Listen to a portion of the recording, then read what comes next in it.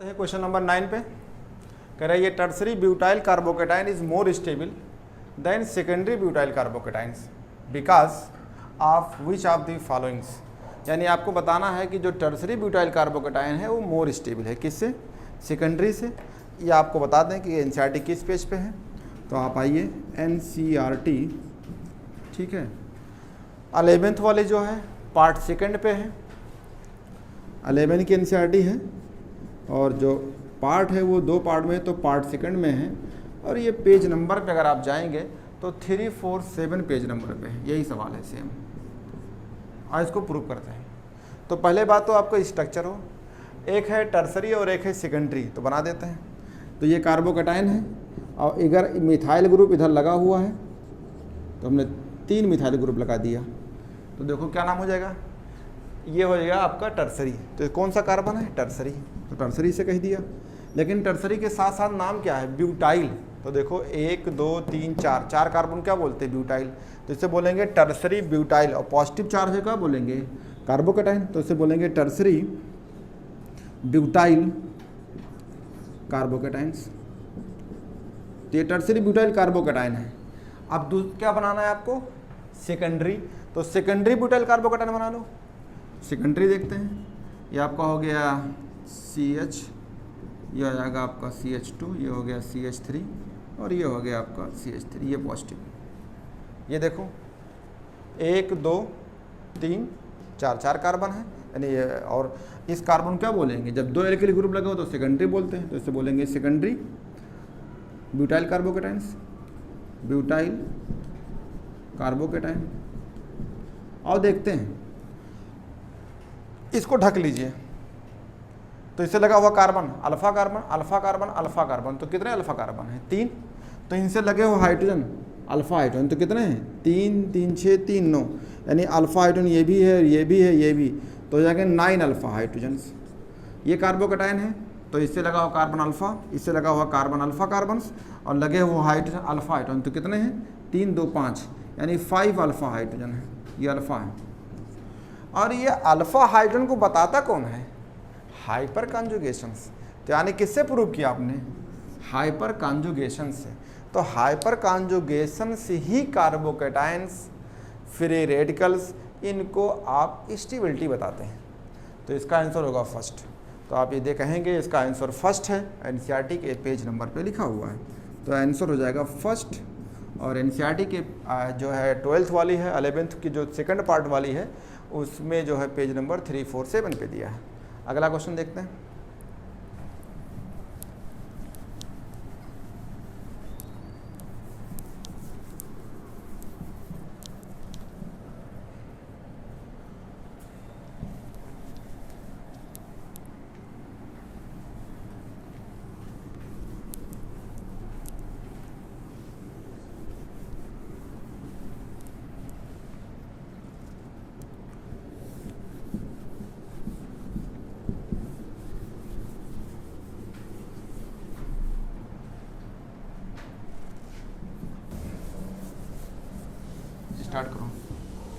Start कर दिया।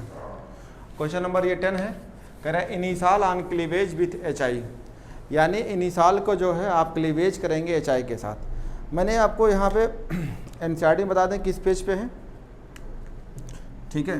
तो आप एनसीईआरटी पे जाइए, एनसीईआरटी आपकी 12th है, पार्ट सेकंड वाले पे है, और इसका पेज नंबर आप जाइए। तो पेज नंबर जो है आपकी 347 पे, एनसीईआरटी के पेज नंबर पे आप देख सकते हैं, ठीक है। हमारा यहाँ ट्रिक्स है।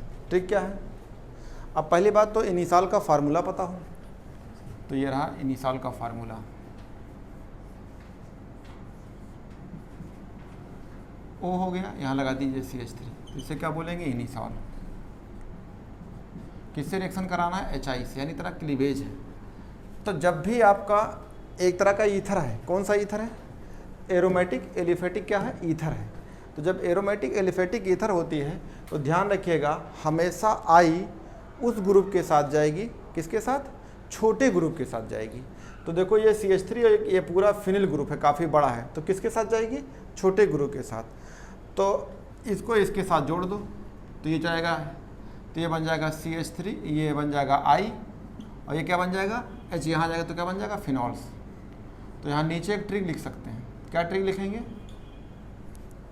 ईथर के क्लीवेज में, अब ईथर कोई भी हो, चाहे वो एरोमेटिक हो चाहे वो एलिफेटिक हो, I हमेशा छोटे ग्रुप के साथ जाएगी। ईथर के क्लीवेज में यहाँ एक ट्रिक लिख लीजिए, ईथर की क्लीवेज में I हमेशा छोटे ग्रुप के साथ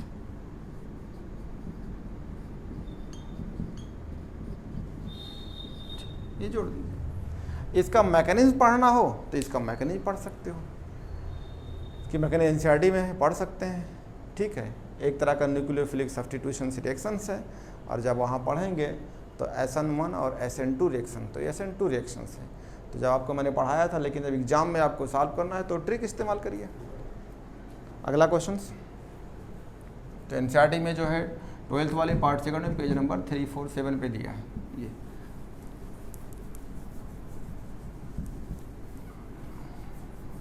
और हमेशा जो है जब क्लीवेज हो तो I को छोटे ग्रुप के साथ जोड़ दीजिए, ठीक है, और आप प्रोडक्ट बन जाएगा।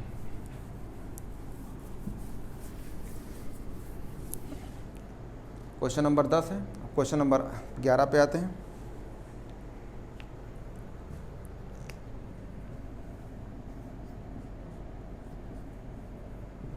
A mixture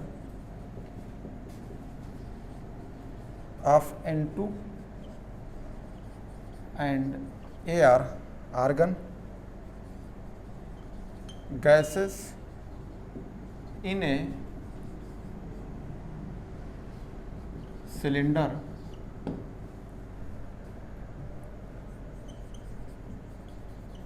contains 7 grams and 7 gram of N2 and 8 gram of Ar. If the total pressures of the mixture of the gases in the cylinder is 27 bar,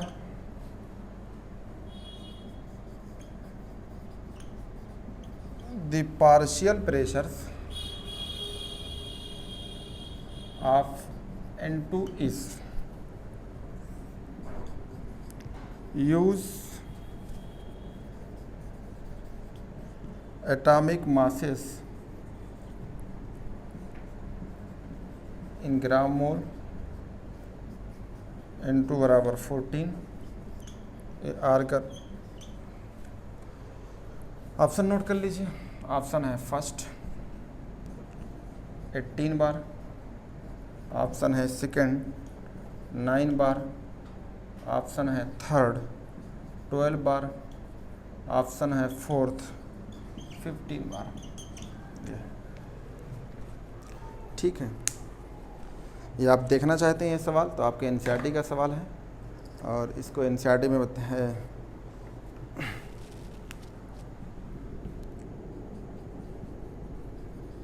NCERT के जो है 11th वाली पार्ट फर्स्ट में, ठीक है, page number है 143 पे। ठीक, एक सिमिलर प्रॉब्लम है 5.4 वाला, कहेंगे सिमिलर प्रॉब्लम्स है 5.4, तो आप जाएंगे प्रॉब्लम नंबर 5.4 पे, तो एकदम सिमिलर प्रॉब्लम है। करना क्या होगा, सबसे पहले तो आपको जो है क्वेश्चंस देखिए क्या क्या पूछा है। तो कह रहा है mixture of N2 and argon gases in a cylinder containing 7 gram of nitrogen और 8 gram of argon if the total pressure of the mixture in the cylinder इतना दिया है, टोटल प्रेशर दिया है तो पार्शियल प्रेशर पूछ रहा है।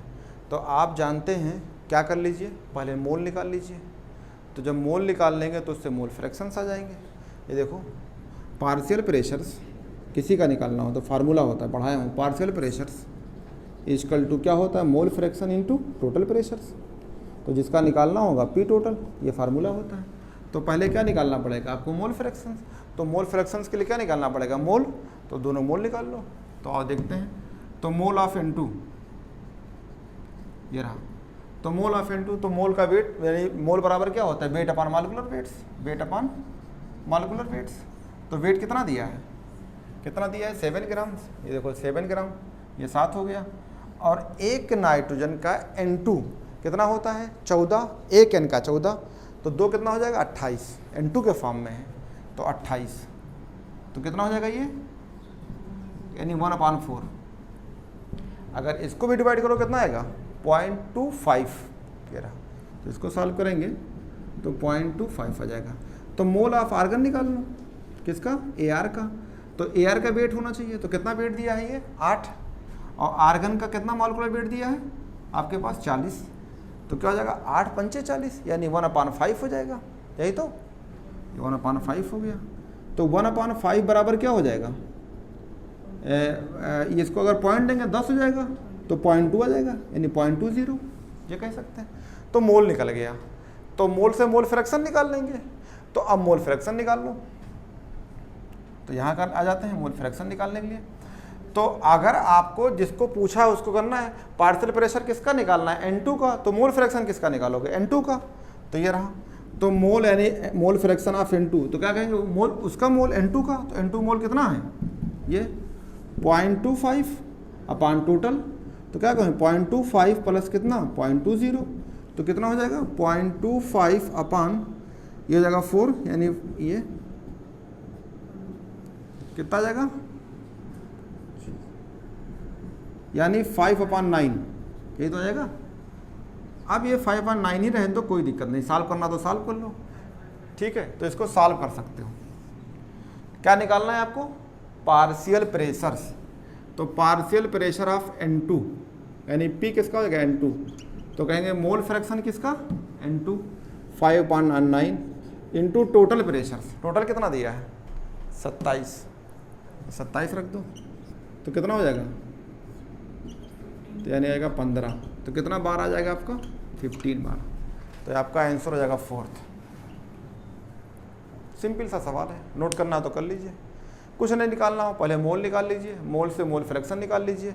अब अगर ये आपका ये जो मोल फ्रैक्शन कितना है 5/9, तो दूसरे ना निकालिए, क्या कर दीजिए उस पर कर दीजिए, माइनस कर दीजिए।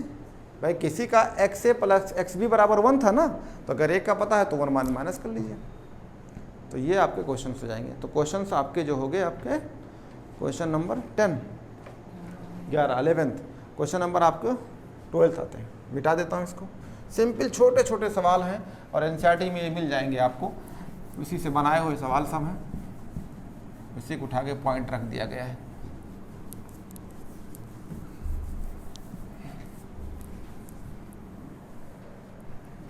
तो इसका आंसर फर्स्ट हो जाएगा, मतलब वो जो 15 बार यानी 4th वाला।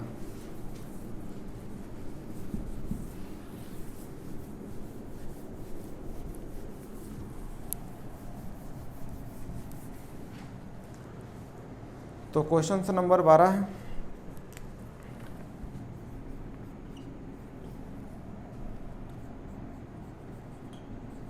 विच of the following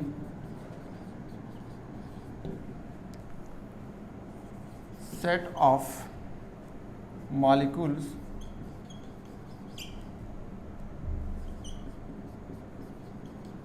will have 0 dipole moment,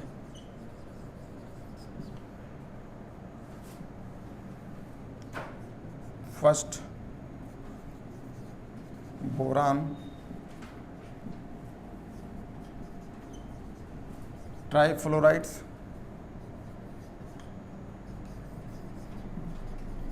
beryllium, difluoride carbon dioxides,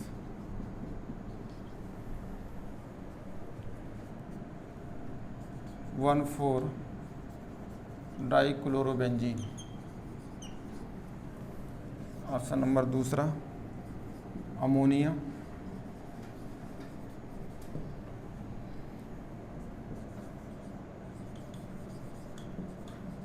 beryllium difluoride, water,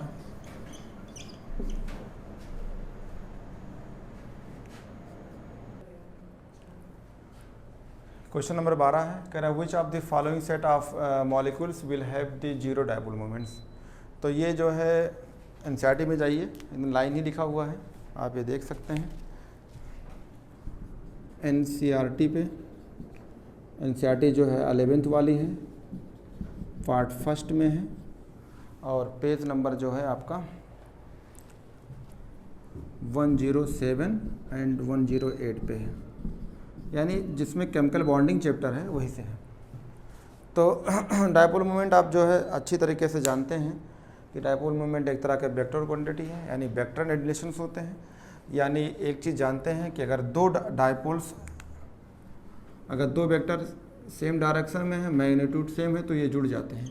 दो वेक्टर अपोजिट डायरेक्शन में होते हैं, सेम मैग्नीट्यूड है, तो डायपोल मोमेंट क्या हो जाता है, जीरो होता है, कैंसिल कर देते हैं। तो यही चीज़ आपको देखना है। तो एनसीईआरटी में ये है, मैं आपको प्रूव कर देता हूँ। ट्राई कह रहे बोरान ट्राईफ्लोराइड्स, ये रहा। तो बोरान ट्राई यानी BF3, ये एनसीईआरटी में देखेंगे लाइन लिखा हुआ है। तो ये आपका बोरान है, इनसे 3 F लगे हैं, 3 F ये लगा हुआ है, ये तो होगा क्या, दो वेक्टर्स हैं ये, तो इनका जो है डायपोल इधर, डायपोल इधर, तो इनका रिजल्टेंट किधर आएगा, इस वाले का इधर जाएगा, इस वाले का इधर है, तो ये कैंसिल, तो यानी इसका मूवमेंट जीरो। तो यानी पहले में इसका जीरो। बेरिलियम में ये रहा BeF2, इसको देखेंगे तो इसमें भी जीरो। ये देखो दो वेक्टर हैं, एक दूसरे के अपोजिट में है, ये अपोजिट में है, डायपोल मूवमेंट क्या हो जाएगा, जीरो, कैंसिल हो जाएगी। तो यानी इसमें भी जीरो है ये, और इसमें भी जीरो है। कार्बन डाइऑक्साइड ये देख लीजिए, इसको मिटा देता हूँ। आप एनसीईआरटी देख चुके हैं कि एनसीईआरटी किस पेज पे है, तो ये देख लिया। अब आप दो कार्बन डाइऑक्साइड लेंगे तो ये CO2 होता है, तो CO2 भी देख सकते हैं, ये रहा, ये इसका स्ट्रक्चर है। तो ये इसमें एक सिग्मा एक पाई बॉन्ड होता है, ये पाई बॉन्ड मान लो पाई है, ये सिग्मा है, ये सिग्मा है। तो सिग्मा बॉन्ड में देख लो, ये वाला इधर इसका मूवमेंट होगा, इस वाले का इधर होगा। दो वेक्टर हैं, एक दूसरे के अपोजिट डायरेक्शन में है, डायपोल मोमेंट क्या हो जाएगा, जीरो हो जाएगा। तो इसका भी जीरो, कार्बन डाइऑक्साइड का भी जीरो। इसका बना देते हैं, ये रहा बेंजीन वाला, ये भी आप पढ़ चुके हैं, ये बेंजीन है, और बेंजीन में कहाँ लगा है, 1,4 पे ये। तो ये अपने तरफ विड्रा करेगा और ये तो अपने तरफ विड्रा करेगा। दो वेक्टर एक दूसरे के अपोजिट डायरेक्शन में, तो डायपोल मोमेंट क्या हो जाएगा, जीरो हो जाएगा। ठीक है, तो ये जीरो हो जाएगा, ये भी जीरो। तो आंसर कौन सा हो जाएगा, फर्स्ट वाला। तो ये फर्स्ट वाला आंसर हो जाएगा। ठीक है, अगला क्वेश्चन चलते हैं।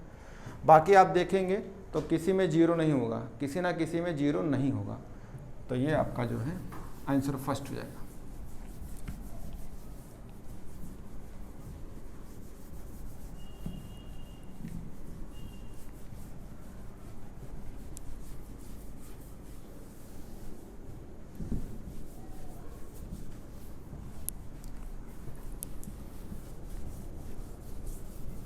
अगला सवाल,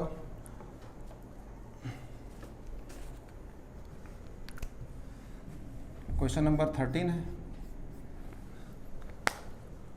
कह रहा है कि match the followings, match the following. इधर लिखा है ऑक्साइड और इधर लिखा है नेचर। ए में है CO है, तो इधर फर्स्ट में लिखा है बेसिक। बी में लिखा है बेरियम ऑक्साइड्स, तो इधर सेकंड में लिखा है आपका न्यूट्रल। ये C है, Al2O3 लिखा है, तो इसका थर्ड जो है एसिडिक है, अगर ये D है Cl2O7 है तो इसका फोर्थ में है एम्फोटेरिक, एम्फोटेरिक है। कह रहे हैं विच of the following is correct. Option correct option पूछ रहा है, तो इसको आप जाके देख सकते हैं, ठीक है। Which of the following correct option, ये ऑप्शन बना हुआ है, तो ऑप्शन बना दीजिए। ये है ए, बी, सी, डी। आपका फर्स्ट है, fourth, third, second, first. Second में है first, second, third, fourth. Third यहाँ बना देते हैं। थर्ड में आपका है सेकंड, यही बनाता हूँ। थर्ड में जो है आपका सेकंड, ये है फर्स्ट, ये है फोर्थ, ये थर्ड। फोर्थ में जो है आपका थर्ड है, फोर्थ है, फर्स्ट है, सेकंड है। और देखते हैं, यहाँ पे मेरा ट्रिक भी है, आप लिख सकते हैं एम्फोटेरिक कौन कौन होते हैं। एम्फोटेरिक एलिमेंट्स, तो आप यहाँ कहिए हमारा ट्रिक है बेजान पब्लिक सुन ले गेली, बेजान पब्लिक सुन लेगी अली, अली। तो बे का मतलब कौन है, बेरिलियम, जान का मतलब जिंक, पब्लिक माने पीवी, सुन का मतलब एसन, और अली का मतलब होता है एल्युमिनियम। ये कैसे होते हैं, एम्फोटेरिक होते हैं, ये एम्फोटेरिक एलिमेंट्स हैं। तो इनके ऑक्साइड भी एम्फोटेरिक होंगे, तो इनके ऑक्साइड हो जाएंगे, तो क्या बनेगा, BeO, ये बनेगा ZnO, ये बनेगा PbO, SnO, ये क्या बनेगा L2O3। ये तो ये एम्फोटेरिक एलिमेंट भी है, एम्फोटेरिक ऑक्साइड्स हैं। तो आओ देखते हैं, एनसीईआरटी में बता दें कहाँ पे लिखा है, तो यहाँ पे लिख लीजिए NCERT। एनसीईआरटी आप 11th में जाइए, पार्ट फर्स्ट में जाइए, और इसका पेज नंबर आपको बता देता हूँ कहाँ से है। इसका पेज नंबर जो है, ठीक है, पेज नंबर 91 पे है। तो ये एनसीईआरटी के पेज नंबर 91 मिल जाएगा, तो यहाँ पे लिखा रहेगा। तो देखो एक चीज़ तो मिल गया हमारे ट्रिक से, L2O3 कैसा है, एम्फोटेरिक, तो इसका मतलब L2O3 किस में जाएगी, तो यानी ये वाला ऑप्शन हो गया एम्फोटेरिक का। हमारी ट्रिक और है यहाँ लिख देता हूँ, यहीं पे एक ट्रिक और है, ये मेरी अपनी ट्रिक है। मेटल के ऑक्साइड हो, मेटल ऑक्साइड यानी मेटल ऑक्साइड जनरली कैसे होते हैं, जनरली बेसिक होते हैं। ज़्यादातर कहाँ वाले मेटल ऑक्साइड, लेफ्ट साइड वाले, यानी फर्स्ट और सेकंड वाले तो बेसिक होंगे। तो बेरियम ऑक्साइड कैसा है, बेसिक हो जाएगा, तो ये बेसिक हो गया। आते हैं नॉन मेटल के ऑक्साइड, एक होता है नॉन मेटल ऑक्साइड। वो कैसे होते हैं, जनरली एसिडिक होते हैं। कहाँ वाले, ये जो मेटल नहीं है, ये जो आपका लेफ्ट हो गया, हाँ ये हो राइट साइड के, ये राइट साइड वाले होंगे, यानी P ब्लॉक वाले। और ये किस ब्लॉक में आएंगे, S ब्लॉक वाले ज़्यादातर, और ये कौन से वाले हो जाएंगे, P ब्लॉक ज़्यादातर, यानी P ब्लॉक वाले। तो ये हो कहाँ गया, ये P ब्लॉक में है, तो इसका मतलब राइट में है, तो ये कैसा हो जाएगा जनरली एसिडिक, तो ये वाला एसिडिक हो जाएगा। तो बचा क्या, CO कैसा होगा, न्यूट्रल होंगे। तो न्यूट्रल आपके तीन ही हैं, कौन है, CO है, NO है और N2O है। ये कैसे ऑक्साइड होते हैं, न्यूट्रल होते हैं। ये सब के सब एनसीईआरटी के इस पेज पे लिखा हुआ है, जाके देखिएगा लाइन मिलेगा। एनसीईआरटी 11th वाला पार्ट फर्स्ट पेज नंबर 91 पे लाइन लिखी हुई है, साथ में मेरा ट्रिक भी लिखा हुआ है, तो आप देख सकते हैं, कोई दिक्कत ही नहीं होगी। तो आगे चलते हैं, क्वेश्चन नंबर आपका 13 की वजह 14 हो जाएगा। तो क्वेश्चन नंबर आपके 14 वाले।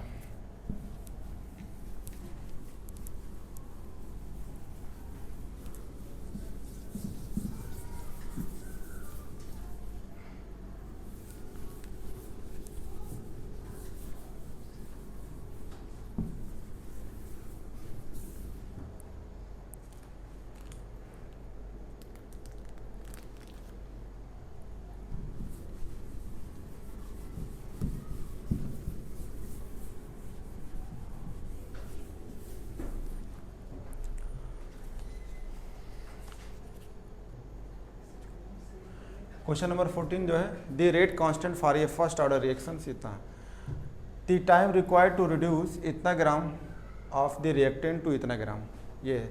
तो सिंपल सा सवाल है, एनसीईआरटी का लाइन दिया है, एनसीईआरटी में आप देख लीजिए, एनसीईआरटी में आप चले जाइए, एनसीईआरटी के जो है 12th वाला पार्ट फर्स्ट में चले जाइए, पार्ट जो है फर्स्ट है, और इसका जो पेज नंबर है वो जो है 111 पे है। एक सिमिलर प्रॉब्लम है, उसी क्वेश्चन से, सिमिलर इंटेक्स का क्वेश्चन से, सिमिलर इंटेक्स क्वेश्चन से, और सिमिलर इंटेक्स्ट क्वेश्चंस का कौन सा क्वेश्चन है वो दिया है 4.5, ये 4.5 यही का सवाल है। तो आप देखते हैं, कुछ करना ही नहीं है आपको, सिंपल सा जो चीज़ दिया है उसी चीज़ को रख लीजिए और आपको क्लियर हो जाएगा। तो और देखते हैं क्या दिया है इसका, के कितना दिया है, ये रेट कांस्टेंट के दिया है 4.606 इंटू 10⁻³ जरा सेकंड, यानी S1 का मतलब सेकंड। टाइम रिक्वायर्ड यानी टी पूछ रहा है आपका, यानी फर्स्ट ऑर्डर रिएक्शन सही है, टाइम पूछ रहा है, शुरुआत में कितना होगा, यानी R0 कितना दिया है 2 ग्राम, कितना हो गया, ये R हो जाएगा, वो कितना दिया है 0.2 ग्राम दिया है। एक फार्मूला होता है, इस फार्मूले पे रख दीजिए, क्या होता है, K = 2.303/T log, क्या हो जाता है, इनिशियल कंसंट्रेशंस यानी R0 फाइनल कंसंट्रेशन, ये रख दीजिए, आंसर हो जाएगा। ये रखिए, तो आपका K दिया है तो T इधर ले, ये T पूछा है तो ये 2.303 यहाँ K आ जाएगा, और K की वैल्यू आपका दिया है 4.606 इंटू 10⁻³ यहाँ होगा लॉग इंटू R0 कितना दिया आपका, शुरुआत में 2 दिया था, और ये इन्हीं अब कितना हो गया बाद में 0.2, तो ये जगह 10, ऊपर 10, log 10 की वैल्यू कितना होती है 1। सिंपल सा सवाल है, इतना छोटे छोटे सवाल थे कि आपको मल्टीप्लाई गुणा भाग कुछ नहीं करना होगा इसमें। ये वैल्यू हो गई 1, तो ये पूरे ख़त्म हो गए। log 1 की वैल्यू कितना होता है, log 10 की वैल्यू होती है 1, ये ऊपर जाएगा, जब ऊपर जाएंगे तो 2.303 ऊपर ये जाएगा तो 1000 हो जाएगा, 4.606 सॉल्व कर लीजिएगा, ठीक है। तो सेकंड दिया है, देखो सबके ऑप्शन है, 1000 है, 100 है, 200 है, 500 है, तो कितना आ जाएगा 500 वाला, तो आपका ये सॉल्व करेंगे तो 500 सेकंड आ जाएगा, एस कह लीजिए, पूरा शॉर्टकट कर दीजिए एस, तो आपका आंसर हो जाएगा 4th वाला। सिंपल सा सवाल है, सब एनसीईआरटी से ही आता है, कुछ करना ही नहीं है ये। तो अगला क्वेश्चन देखते हैं,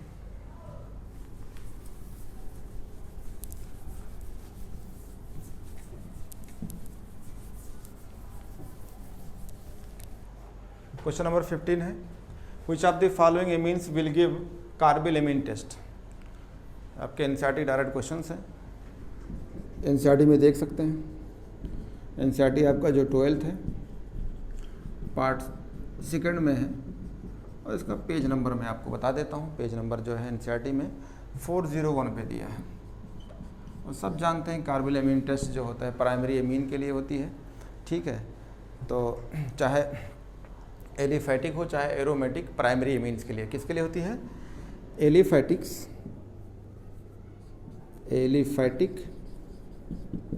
और एरोमेटिक्स, प्राइमरी एमीन्स।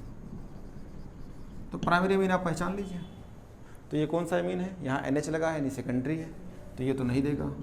ये कौन है NH2, कौन सा है प्राइमरी यानी ये देगा। ये कौन सा है सेकेंडरी एमीन, नहीं देगा। ये कौन सा है टर्सरी एमीन, नहीं देगा। तो ये सब नहीं देंगे, सिर्फ प्राइमरी मीन देता है। रिएक्शंस क्या होते हैं, किसी को ले लीजिए, जैसे C6 ये ले लीजिए, C6H5NH2, इनकी रिएक्शन आपको करना होगा chloroform in the presence of base, chloroform in the presence of base, याद रखिएगा।